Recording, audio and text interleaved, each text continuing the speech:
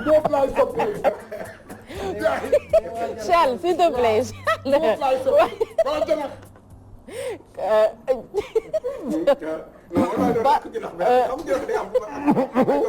waaw ballon d'or bi suba la. soppali ko rek laay def man temps yi moom loolu laa bëgg a def soppali ko jinax wala mbóot waaw lii yëpp si sa temps la defal lu la neex. voilà jërëjëf ma ñëw léegi ci wàllu tàggat yaram sport bon ballon d'or bi bu subaa lañ koy décerner mais c'est que sànq li ma doon expliquer maanaam esprit fair play bi mu ngi bëgg a yàq événement mondial yi.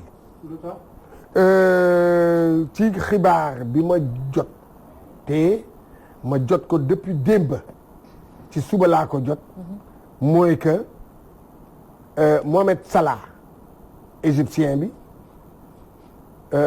Mahrez algérien bi dañuy boycotter cérémonie bi du ñu ñëw. Pour quelle raison. ñoom ñoo xam jox ñu benn en tout cas ñoom nee nañu.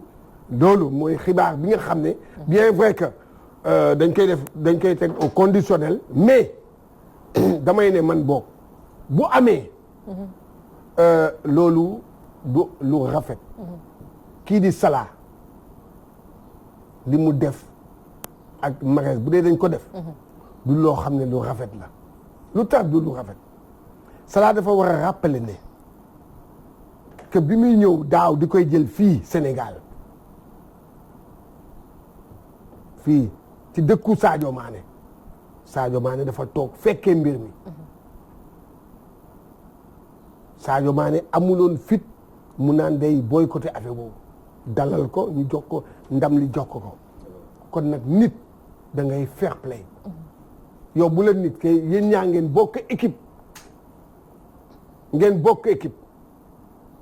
yaakaar naa ne am na loo xam ne da ngay nangu tey da ngay gagné suba nga perte moom lay wax ci mbir moomu wax ci Mahrez xam nga gis nga da ngeen di xool bu baax naar yi ci wàllu sport naar sportiful naar mësula sportif man maa leen ko wax nii naar du sportif mukk amuñu fair play quoi. fair play waaw naar dafa nekk loo xam ne moom pour moom rek kay gagné naar du nangu nit ku ñuul jiitu ko man maa leen ko wax ni fii naar du nangu loolu du ko nangu jamais foo munti dem da ngay xool naar du nangu nit ku ñuul black di koy jiitu mu nekk loo xam ne lu ñaaw la kon nag tey jii je pense que lii nga xam ne bu dee Salah def na ko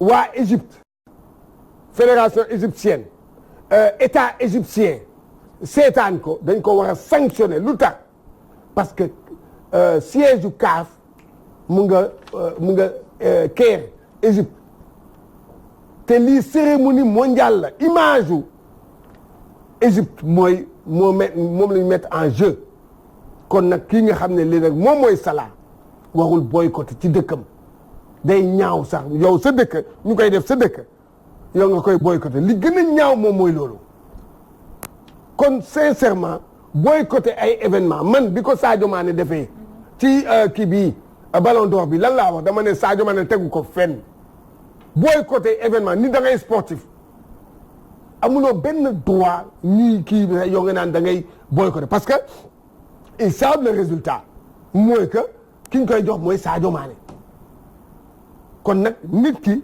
si yow sa jëmmu bopp da ngay nangu fair play ñëw toog ci événement boobu et image yu CAF tam dafa war a sévir gis nga man li may man boog sama xalaat lenn la mooy que ci affaire Ballon d'Or yi ay nangam koo xam ne dañ la ne que da nga ko war a assister nga boycotté ko dañ lay éliminer dootoo bokkati ci concours yooyu dootoo ci bokkati man loolu laa gëm parce que lii ñu ngi yàq image yi ay di boycotté ay événement nii c'est pas de ça les sport la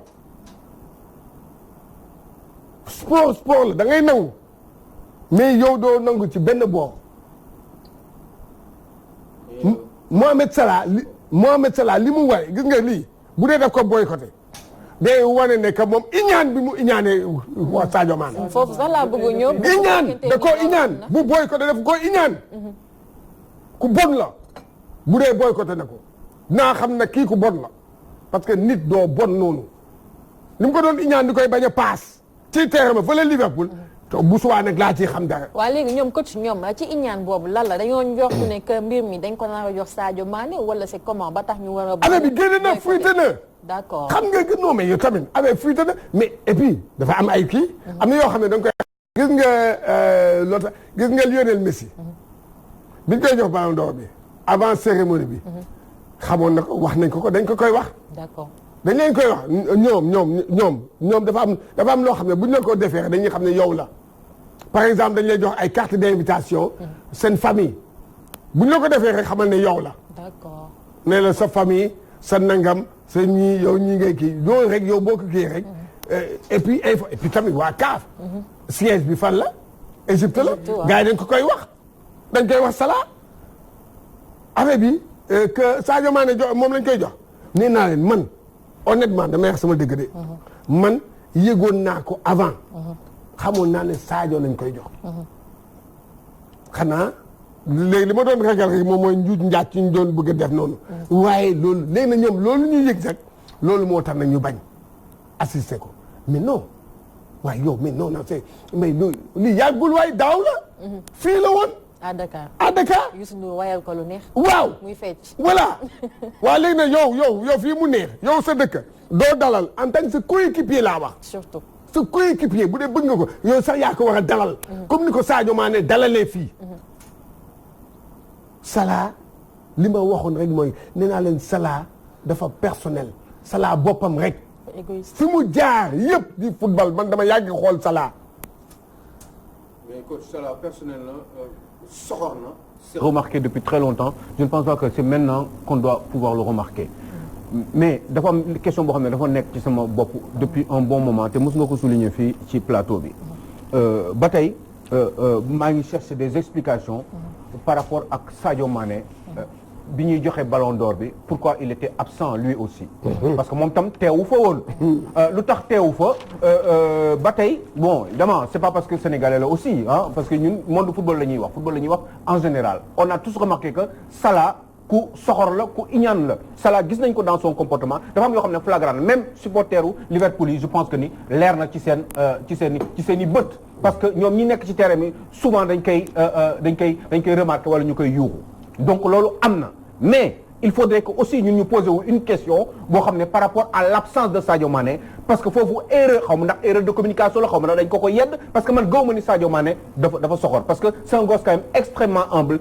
très gentil très doux bu dugalee sax day xaw a ruus am kersa et cetera donc pour man Sadio Mané nit ku baax la ci ay seetlu yi ma seetlu dans sa personnalité kon dëgg la waaye aussi Salah soxor na mais est-ce que amul beneen raison éventuellement boo xam ne au-delà de soxor bi nga xam ne du tey lañ ko remarqué est-ce que amul beneen raison boo xam ne peut-être li téye woon Sadio Mané keroog ca Ballon d'Or ba ak France Football moo téye peut-être Salah au-delà de soxor bi la différence c'est que Sadio Mané c'est quelqu'un de très humble très gentil très bon dans son cœur gis nañ li muy def yëpp Sénégal kooku c'est remarqué de partout et puis gis nañ ni li muy footballé ak Salah sur le terrain loolu gis nañ ko waaye nag est-ce que au-delà de sa méchanceté moom Salah Mohamed est-ce que amul beneen gàllankoor boo xam ne moo ko téye pour éventuellement mu mën a ñëw mu mën a bañ a ñëw parce que y a Mahrez aussi wala est-ce que aussi xalaatuñu ñoom maghrébins ñoo war a jël mbir mi à chaque fois parce que mi ngi xalaat Mahrez parce que yaa ngi wax daaw xam nga mi ngi fi woon ren nekku fi mais est-ce que sóoraale wuñu ni ñoom Mahrez la ñu bëggoon mu nekk ko parce que Mahrez moo nekk ak Algérie champion d'Afrique man question yooyu laa réfléchir pour yokkale ci quoi par rapport li nga xalaat mais coach Salah du soxor bi du tey quoi yàgg na ça se voit loolu jarul sax boo xoolee football ni muy defee rek nga xam ne kii et puis vraiment pour ce que je sais ce que je connais ci naar wax dëgg yàlla xam naa li nga bëgg a wax booy wax noonu xam naa li nga bëgg a wax non c'est que gis nga Aliou man au départ gis nga man bi Sadio Mané bañuy dem ca Ballon d'Or ba man doo dégg dama ko kaas. waaw man dama ne non mais c'est que Sadio Mané erreur bu ngand def na ko. waaw erreur marketing communication. Mbappé mi nga fa woon. waaw Mbappé mu jël 5e xaw ma 6e. 6e ah voilà mais 6e. pourtant mi nga fa woon. mais te ba léegi loolu kenn musu ci posé wu question journaliste sportif aussi. des fois moom laa lay wax di dellu soit ci demee noonu. doo dégg lu ma la absence boobu mu def loolu événement yooyu doo ko boycotté. donc fu erreur bu rëy la. doo ko boycotté man nee naa gis nga Sadio Mané le problème de Sadio Mané. encore une fois. maanaam communication moo baax. moo baaxul d'accord non. ñi ko wër ay waxu tappale rek la ñuy wax ci kii am. mais dama ne loolu. mais damay ñëw léegi sax yow li nga wax. ndax amul beneen raison. dama ne xam nga ba léegi. information bu génn la c'est pas confirmé. c'est que damay alerter damay wax. waaw Sadio Mané bi jàll na mais ba léegi kenn xamul. voilà xam nga jàll na ça fait x temps. loolu laa lay wax na weer léegi. mais ba léegi kenn xamul dara. boycotté na Sadio Mané fu li mu boycotté tegu ko fenn. te joxuñu benn explication. voilà aussi benn ay expression tappale sax la joxe. ay expression tappale la joxe. dégg nga ay nangam ay ni non je prépare le match de xawma te Van Dijk ñëwoon na. waaw xam nga loolu tappale la. léegi nag man maa ngi xaar nag bu subaa gisuma Salah gisuma Mahrez ma déglu xool léegi ñoom lan la ñuy wax ban raison en tout cas même bu doon sax dañoo gaañu sax mën nañ ñëw. dëgg la amul raison amul benn raison kon nag léegi ñoom ñaar man xam lu ma gis man dama xam naar. c'est vrai. man dama xam naa naar buggul nit ku ñuul jiitu ko. dëgg la loolu la affaire bi yëpp loolu la duñ ko mënuñu ko digérer. naar kaxlus la ñuy wooye nit ku ñuul. kaxlus voilà loolu gis nga man gis nga dama leen a xam ba nga xam ne xam naa ne rek tey jii gis nga man lii de man lii du ma bett bi ma déggee. ñu naan ay Sadio Mané ay Salah nii man sax waxuma Mahrez mais Salah du accepter beneen nit ku ñuul di koy.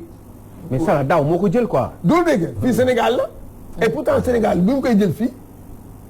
da ko ñoo jël fi ñëpp ne d'accord ne que Salah moo ko war a jël. mu jël ko man biñ may laajee man boobu biñ may laaj. waaw Salah ak kii fii Dakar kan ma koy ma ne Salah moo koy jël. 2018 moo ci gën a wane. moo wane boppam. dëgg la waaw. moo koy jël. bii nag moom. bu ma xoolee 2019 xooluma ko ban du ak c'est pas le Sénégalais qui parle. non. dégg nga moi je parle damay wax ne que ci apport. performance ak apport bi Sadio Mané am par rapport ak ñoom ñaar. voilà ci année bi. Salah bu ñu sax nekk deuxième bu dee logique la. Mahrez normalement waaw Mahrez moo war a nekk deuxième. amul logique loolu la léegi nag Salah boo motu dafa xam ne troisième la jëm mu daw. loolu la xalaat. dafa xalaat ne troisième parce que loolu. jugee kii noonu xam na ne mu ngi chuté Salah mu ngi chuté ses performances bu ngi def nii. moment bi muy def nii nag boobu la leen a Sadio Mané nag di jóg. di jóg en crescendo. waaw léegi nag moom comme que ci Liverpool. moom dafa bëgg a wane ne que mën naa fa nekk mën naa régler problème yi. moo tax le nag moom bu duutee ba nga xam ne gis na fële Sadio Mané moom day naan non du ma ko jox damay doo ba Sadio Mané merti. dëgg la xunooti. ak moom dégg nga. et puis ki gën a waane ki gën a seytaane xam nga kan la Klopp entraîneur Liverpool bi. Jürgen Klopp. ku waane la ku seytaane la. waaw seytaane la. waaw xam nga doon seytaane la. il parle gars yi laaj ko ba sax xam lu ma non le ballon d'or kii Salah ak Sadio Mané mais moom xam na ci 2019 ci ñoom ñaar kan moo gën a performant. bu lee passé mu ne Van Dijk teg ba Sadio Mané. mais bii nan nangu nekk Sadio Mané mooy régler problème am. dëgg la mooy régler problème am Liverpool. non Sadio il faut mu dem Real. mais Sadio il faut mu jóge dama ko wax am na ñaari joueurs Sénégal yoo xam ne ñu ngi ci seen club bu ñu fa jógul au nun dëjoo ñu am lu baax mooy Sadio Mané ak Kalidou Koulibaly. dëgg la Koulibaly dafa war a jóge Naples. dëgg la Sadio Mané dafa war a jóge Liverpool. dafa jot en fait dafa jot. jógee foofu na dem wane boppam feneen. nit da ngay wóolu sa bopp lii laa man damay dem yow Real mu ngi lay def jeu c'est rare. Real Zidane di lay kii. sonn na ci torop sax day. Zidane di nii di lay xool di lay wax. ne yo ñëpp naan yow yaay remplacé Gareth Bale. c'est un damay profité damay ne waa ca ñëw leen. avantage la de parce que Real fu mu toll nii. mais génération montante la. voilà beneen génération mu ngi ñëw ñoom Hazard. quand tu es dans l'équipe ay ñoom Hazard. ah nga ay Valverde ay yeneen joueurs yu bees. génération ñoom Modric ak ñoom Marcelo mu ngay dem. Real day defaraat benn équipe bëgg sukkandiku ci kii. Sadio Mané ci Sadio Mané yow doo dem. yow nga naan da ngay toog Liverpool wala waa GEM. déet yenn sax da ngay xool sa bopp. waaye boo ko toogee boo kek Salah. boo kek Salah. entraîneur bi waxee Salah lay faral. dëgg la. bon Salah lay faral de du la faral mukk. beneen kan. faral sax moo warul am. non c'est entraîneur yëpp dañu am joueur. waaw c'est vrai aussi. entraîneur boo gis dafa am joueur léegi nag noonu la xam nga léeg moom ko neex. beneen affaire bi mooy ci ballon d'or bi. jotugu ko sax ci ay xibaar am nañu ne nañu ko accueillir triomphal aéroport ba je ne sais pas où ngir yàlla nag est-ce que waruñoo bàyyi xel bañ tamit di ko politiser def récupération politique. commencé na. da nga ma bëgg a dégg. danaa la wax ne commencé na. Macky Sall moo gën a aay ak waa APR. ñoo gën a aay ci loolu. kan moo organisé kii bi cérémonie bi fii place du souvenir xaw ma lan kan moo ko organisé. Matar Ba moom la. moom mii la moo ko organisé na ma weddi. moo ko wax mu wax ma sama nopp ma dégg. na ko weddi moom la. qu'est-ce que c'est que ça. mais est-ce que loolu amoon na sens.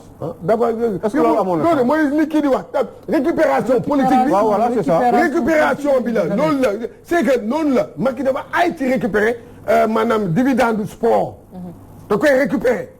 Papa Youssou sax mais Sénégalais dafa ñëw te ci récupération la bokk. yooyu yëpp doo dégg gars yi noo gis nga sport xam nga déjà li ma doon wax mu ngi nii. ci le xaw ma lan. woo journaliste yëpp ñu toog woo benn journaliste sportif. tey jii sport yaa ngi ko bëgg a récupérer saa yoo bëggee régler say affaire nga woo sport nga dem ci sport régler sa problème. accueillir un ballon d'or amoo sa stade fi ñuy jouer c'est doo dégg la ma la. doo xam nga lan la xam nga lii lan la. Macky à partir de affaire ballon d'or kii saa parce que gis nga ay enseignement la xudóos enseignement nga nit dans la vie bu amee benn événement bu am da nga ciy jëlee ay enseignement mooy da nga naan non lii war na jóg dara. xam li lan la war a jóg Macky Sall dafa war a xoolaat boppam ci politique sport am fii Sénégal football bi doxul xam nga fan la doxee ci kaw équipe nationale A rek mais ci suuf dara doxul. on a un ballon d'or dëgg la on va l'avoir inchallah mais en réalité le sport à la base ça ne marche pas il faut gars yi xam ne ça ne marche pas. mais li ma dégg dëgg la. lan la ni championnat bi xaalisu coupe du monde ak coupe d'Afrique la ñu dajale xaalis boobu ñu doon wax fii. waaw moom la ñu dajale pour organiser championnat bi. championnat non. non dama ko dégg may laaj. non dañ ci jël maanaam xam nga Ligue Pro championnat professionnel. comme amuñu ay amuñu moyen amuñu sponsor. kon ñoom fexe nañ ba amuñu sponsor kon ça veut dire que ñoom defuñu seen liggéey. defuñu fi tous. ah kon jeex na. tous la ñu def waaw ñooñu dañ leen war a renouveler la seen mandat. wax ñooñu liggéey ñu tous. bon voilà comme que nag amuñu championnat bi kii léegi nag au lieu que président club yi man li ma leen wax au lieu ñu def ko mais de leen ñu dem di tàllal loxo seen papa seen baay moom mooy fédération sénégalaise de football. man li ma leen conseillé dama ne arrêtez ne leen on ne joue plus tant que l'État ne participe pas financièrement dans le football professionnel comme se fait partout dans le monde. Ligue Pro ba ñan ñoo fa nekk sax. CRC boo ko jiite. kon xaalis boobu noonu ñu gagné ci coupe du monde bi. non ak yooyu yëpp. non une partie lañ si jël def ko ci championnat. doo dégg la dañ leen jël jox leen benn 300 millions pour ñu commencer. loolu lañ ci jël. loolu rek lañ ci jël. non mais affaire il faut mu continuer loolu doyul. non le championnat. non loolu dafa mës a doy. loolu doyul. léegi après la suite nu ñuy def. léegi nag c'est ça aujourd'hui. c'est ça la commencé il faut ñu yeggali ko. championnat bu commencé il faut mu yegg. waaw dina àgg. mais 300 millions yi bu doyul il faut ñu compat. waaw ñoom kooku rek nañu mën a taalal loxo. xam nga non c'est que attends. mais léegi kon coupe du monde beeg xaalis boobu yëpp loolu kon foofu la nar a dugg en fait boo sàgganee. au moins une bonne partie. fa la nar a dem kon du dem ci xale yi du dem ci école yi du dem ci jàppale président de club yi ak yi demee noonu. jàppale dégg li ma la wax demul ci foofu. ah bon boy c'est très bien. gis nga dama ne li ma leen doon wax fii nga koy weddi dinañ ko compat def ni ba ëllëg ñu taxaw ba sax ne la jeex na. oh super. noonu lañ ko defee dox mais c'est que waa Ligue Pro ci seen jëmu boppam mooy président de club yi yii defar Ligue Pro li ma leen wax man Cheikh Tidiane dama leen ne ma ne leen yéen kaay leen léegi solution bi lenn la arrêté leen championnat ne leen état arrêté nañ dootuñu footballati tant que yow ñëwuloo mais loolu baaxul ci image Sénégal imaginez ñu ne championnat local arrêté nañ ko on ne joue pas bu baax c'est pas bon état dina ñëw waaye nag ñoom au lieu que ñoom état bi am na feneen franchement coach. waaw pardon ah. mais man pour man état bi am na yeneen priorité quoi y a des gens qui sont affamés man pour man ñi waa Ligue Pro nii ak fédération bi bu ñu mënul lijjanti xaalis pour gérer championnat bi ci ay publicité ay plan de marketing teg ko dañ leen war a dàq teg ñeneen. merci. xam nga loolu mais état bi warul jël xaalis parce que am na feneen fu mu war a dugg. kaay ma wax la benn affaire xam nga foofu la gars yi di juumee man bu may wax ne état jàppale participer financièrement ci Ligue Pro Maroc moo ñu ëpp moo ki xaalis. Tunisie moo ñu ëpp xaalis. Afrique du Sud moo ñu ëpp xaalis. dëgg la ñoo ëpp xaalis. est-ce que l'état ñoom seen état mu ngi participer seen football professionnel. naka la ko participer moom joxewul de non joxewul de dafa defar cadre bi environnement bi moom maanaam yow les privés le secteur privé ak secteur public bi ñoom la wax leen ñëw leen ko est-ce que comprendre nga li ma wax. dëgg la léegi nag man damay wàññi yow sax yow boo jàppalee sport bi quel que soit le sport boo ciy dugal boo ciy def dara dama lay wàññi yow sa taxi damay xool lu ma ciy wàññi. noonu la du non man waxuma loolu de parce que li nga wax dëgg la priorité feneen la. y a la santé. y a l'agriculture yooyu yëpp mais dama ne kenn waxul Macky Sall mu jël ci kii bi non. mu mettre ay conditions pour ay conditions la Guinée lan la ñu nekk ci secteur minier bi ñoom ñoo daw ñëw ci football bi. mais coach ay port. sama xel a ngi nii ah. port. Sénélec. Sonatel. ay yenn agence yi nekk fii Sénégal. mais ñooñu bu ñu dajalee xaalis boobu léegi mais gars yi dinañ am 5 milliards. non doo dégg mais loolu est-ce que mën na nekk wala déet pourquoi ñooñu port li muy génne ci alal. port li fay génne ci ay camions yenn borom xaalis yi nekk ci dëkk bi. te def ay bénéfices fii ci dëkk bi mais ñooñu dañu war a participer ci loolu. pourquoi ñooñu dañuy génne xaalis bi. parce que ñooñu mais on peut pas gagner des milliards ou des centaines de millions dans un pays dëkk bi am ay problèmes ci yenn secteurs yi te yow doo ci participer. non mais cet argent là c'est pourquoi. je crois que. Aliou Sow je comprends pas. non Aliou Sow man pour man yow mën na quoi wala boog. wala xaw ma dara quoi. non xaaral Aliou Sow Cheikh Tidiane loolu lay expliqué. waaw non c'est que non Aliou Sow dégguloo yow xanaa dégguloo li ma la wax dama ne la balaa société bi maanaam législation sport au Sénégal moo dul permettre société bi maanaam jël xaalisam di koy dugal ci sport bi. dafa maanaam législation bi dafa yàgg. on est des amateurs. L'État du Sénégal moom mooy réformer la législation sport au Sénégal ne léegi nag on passe dañuy passe léegi professionnel. bu boobaa léegi nag société yow yi nga le port autonome de Dakar la Sénélec. loolu ñooñu ñëpp ne bu baax ñoom kenn day ñëw taxaw bi sax ne man de léegi comme que léegi lii la parce que bu ma defee lii léegi nag xaaral damay ñëw ci kan damay ñëw ci Jaraaf. allez budget c'est lan mooy sa budget mu ne ko 300 millions mu ne ok d'accord je donne le budget man maay sa sponsor officiel mais législation bi. même Suez nii ñu fi doog a dugg nii. waaw mënoon nañu ko imposer ne ko lii ci conditions yi la bokk. pour Macky Sall moo koy def nag. coach Ballon d'Or nee na sa waxtu jeex na nuyu nañ Ballon d'Or Fall Ndiaga Yaram. Ballon d'Or Adama Ndaw Damas nuyu nañ ko. kan. Adama Ndaw Damas. waaw Abdoulaye Ka aussi nuyu naa ko. Damas de sama nit la. Damas moom sama nit la moom. mu ngi leen di nuyu yéen ñëpp. ku baax la. kay moom bonjour. waa Damas tey ñooñu rek ngay nuyu ah. Damas ak Marème Ndiaye madame Kane. d'accord Adama Ndaw Damas. mais Damas jaajëf waay Damas kontaan naa si yow. d'accord yow aussi bon xaw nañ kontaan ci yow. nii yow xaw nañ rek kontaan ci yow nii man bëgguma sax nga ñu ngi koy daal di ko jaajëfal malgré moi ñu ngi koy jaajëfal di ko jox rendez-vous mercredi incha mu daal di ñëwaat ci actualité sportive yi. yow yaa yàlla. incha allah de laa wax man de doo ma jaxase